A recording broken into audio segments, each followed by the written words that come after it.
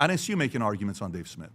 And the reason why I'm doing this with you openly, and I'm talking to you openly with you, is there's an element of also representing where you're coming from, where the expectation is, hey, when you go and be professionals, that's not how I handle debates. I don't handle debates that way. That's not my MO. So if you're close to me and you're handling it that way, that is not my style. I don't do stuff like that. And Dave and I don't even agree on some of these issues. But if I'm having a conversation, it's about what is this next phase. And by the way, the reason why I'm having this direct feedback with you publicly is for the following reason. To another video. Today, we're breaking down the moment things completely fell apart. Listen as PBD schools Adam on how he handled the situation during the debate with Dave Smith on the Piers Morgan show. Get ready. This one is a tough watch.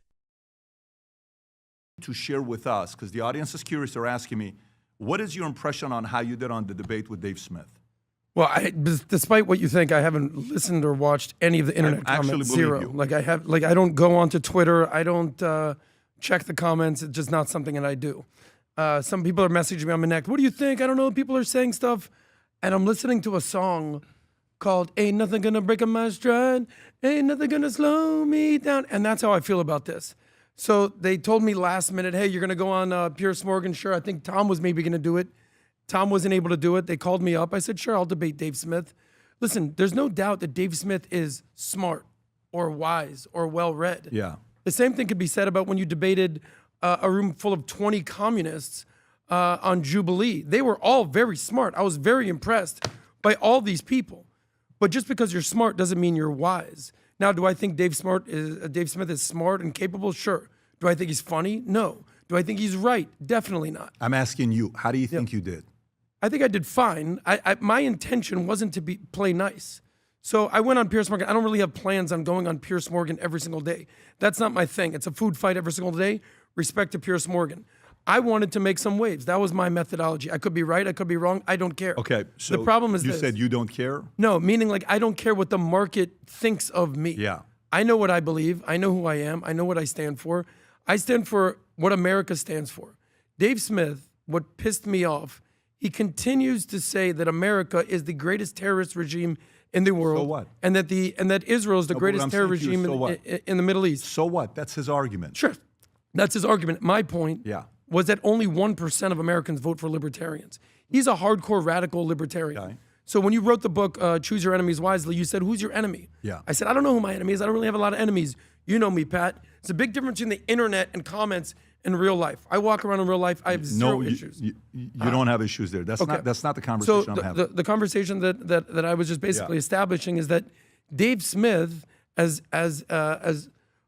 potent as he might be on a podcast, or even on Joe Rogan's for that matter, people don't support this guy. I support our troops. I support America. I support our allies. I think Joe's had him on 20, 30 times. Irrelevant. No, it's not irrelevant. Adam says he doesn't care and is totally unbothered. Even starts singing a song about nothing slowing him down. You can see clearly on Adam's face how tense he is. Meanwhile, the real reaction is PBD's face. Let's be honest. There's almost zero chance Adam didn't see the reactions. The debate clips were everywhere, on the Piers Morgan channel, on PBD's platform, and all over social media. What's actually happening here is PBD trying to guide Adam toward what he keeps calling the next phase. Basically saying, learn from criticism, make valid arguments, evolve. But Adam keeps dodging the point.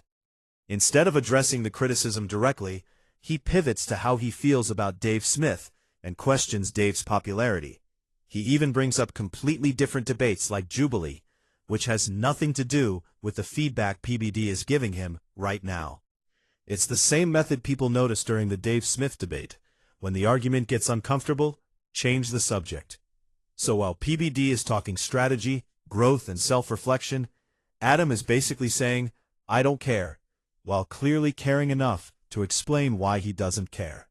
It's very hard. So you got to think about ways to improve. I'm asking you. The argument is one end, because I don't know if you focused on making I've seen you make better arguments with Bassem Youssef than you did with Dave Smith. I didn't see you making arguments on Dave Smith. And the reason why I'm doing this with you openly and I'm talking to you openly with you is there's an element of also representing where you're coming from, where the expectation is, hey, when you go and be professionals, that's not how I handle debates. I don't handle debates that way. That's not my MO. So if you're close to me and you're handling it that way, that is not my style. I don't do stuff like that. And Dave and I don't even agree on some of these issues. But if I'm having a conversation, it's about what is this next phase. And by the way, the reason why I'm having this direct feedback with you publicly is for the following reason. This is how I roll, Adam. I will give you private feedback and have your back 100%. I've always been like that. This is why my guys like working with me, and they know how tough it is at times because I'm always challenging them.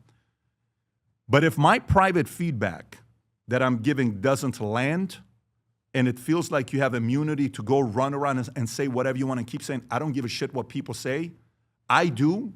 There's an approach to take about this game. I don't care that we have differences in debates. We push each other here and we have arguments and, comment, I side with Vinny today. You know what? Today, actually, I side with Adam. There was a couple moments we had where you had a couple clips of like they sided with you. I think Adam's the point today. And I'm like, oh, okay, Adam had a point. And then, hey, Tom, no, I'm siding with Tom today. Pat, you were off today. No problem. But it's recreating for the next phase of what is that next phase for you. And that's a very important thing for you to be thinking about. I've had that conversation with him, recreating himself. I've had the conversation with him, recreating himself. I have the conversation openly with me on what I need to recreate. But for me, when I saw that, I'm like, you brought up another guy from the past that beat Dave. Great. You brought up, no, there needs to be the Adam that I've seen debate that is prepared. He actually would have made some real good points there. And you, by the way, you've been a moderator for Zero Hedge with Dave Smith and what do you call it, Laura Loomer, if I'm not mistaken. Is that what you did? Yeah, Didn't you moderate? Yeah. Yes. And I was a pretty good job you did as a moderator. So I don't know. I'm saying this publicly to say this next phase requires all of us to recreate ourselves, and that includes you in a big way. And I've said this privately 8 weeks ago, 9 weeks ago at that dinner place we went to, and I was very direct with you. But you're cornering me to have to say this publicly to you right now. And you have to make a decision on what you want to do with this next phase. You got to recreate yourself. Sure. It's a very important thing. I'm being very respectful to you. And you had no idea that I'm going to go here this morning. You had no clue I'm going. And by the way, I intentionally changed today's business podcast to do this because obviously Monday I couldn't be here. We had certain things that was going on. This weekend I had, what do you call it? SLS. SLS. Sean Hannity did it last Friday. So I changed everything. And Rob and I, we had to talk about it yesterday and calendar to do it this way. But for me, sometimes, when people say, I don't care, I don't care, I don't care, I don't care, I don't care. And sometimes this is like the Trump effect. Well, Trump doesn't care. Well, Trump doesn't give a shit. Well, Trump doesn't do this. Well, contrary to popular belief, Trump looks at every poll. Trump listens to every comment. Trump listens to every criticism. So what you think that Trump does, I'm not telling you go read the comments the next day and go through all chat. I don't recommend that at all.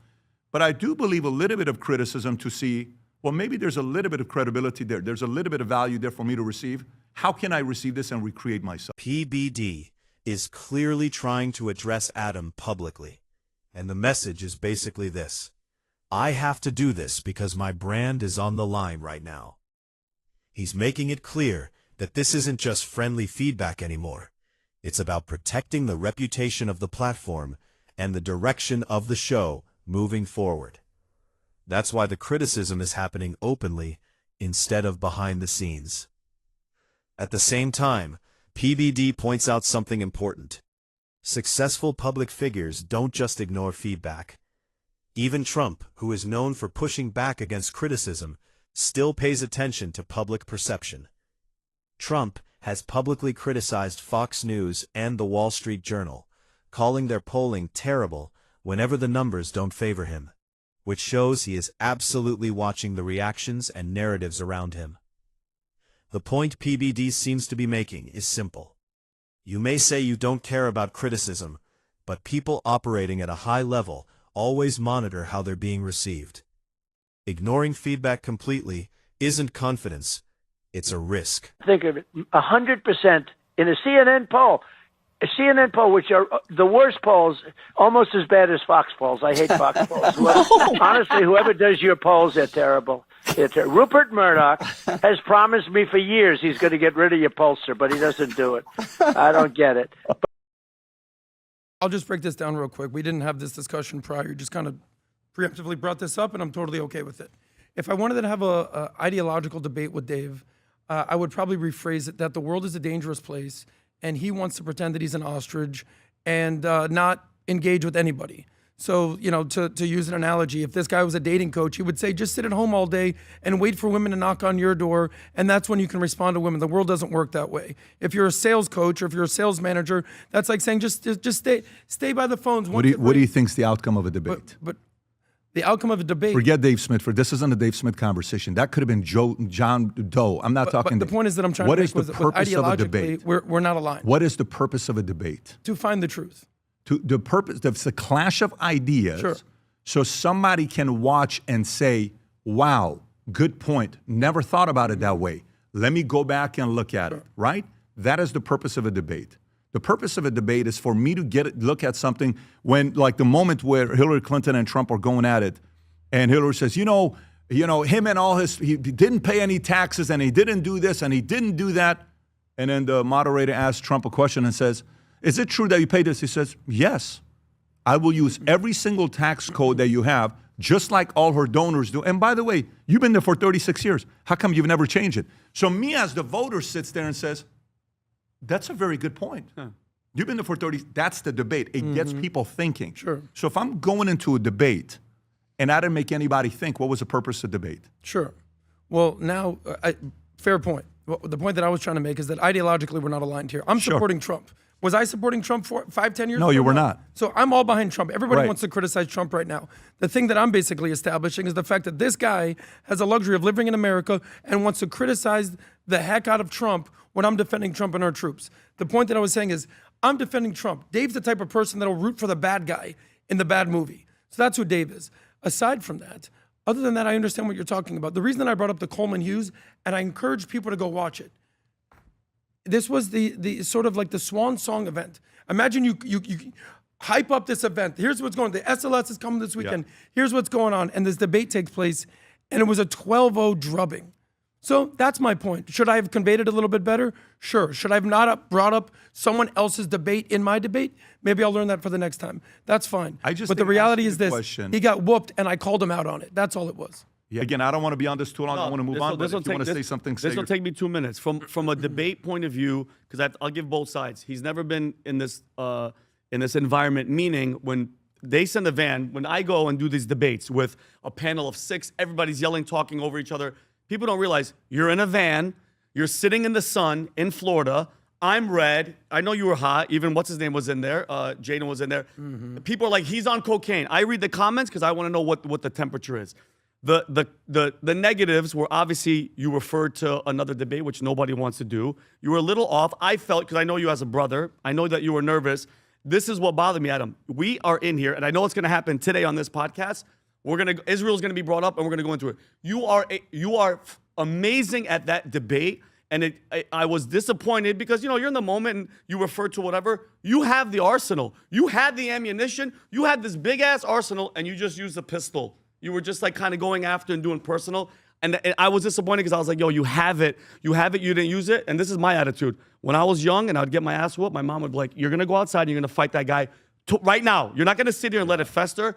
I know that you're going to do it. You have to debate him again. You have to do it again. Sure.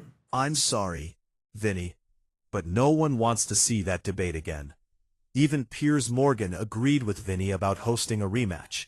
Yet neither Adam nor Dave actually accepted the invitation. And honestly, it doesn't look like either of them is interested in running it back. Mostly because the last debate, if you even want to call it that, turned into Adam talking in circles instead of addressing the arguments directly. Afterwards, Adam went on X and doubled down, claiming Dave hates America, without really responding to the main points that were raised. Like and subscribe for more fiery debates. I was wrong. Just dropped in. Dave Smith has a few words for Adam. If I were Adam, I would not accept this. I accept the debate for Tuesday. Pat, Vinny, if you care about your boy at all, do not let him accept this. Because I'm telling you right now, it's going to be more vicious than the first one. That is the standard I'm letting you. I'm not interested in having a good faith conversation about the ideas anymore. Like, I'm going in there to eviscerate Adam this time, which I was not going in there to do the first time.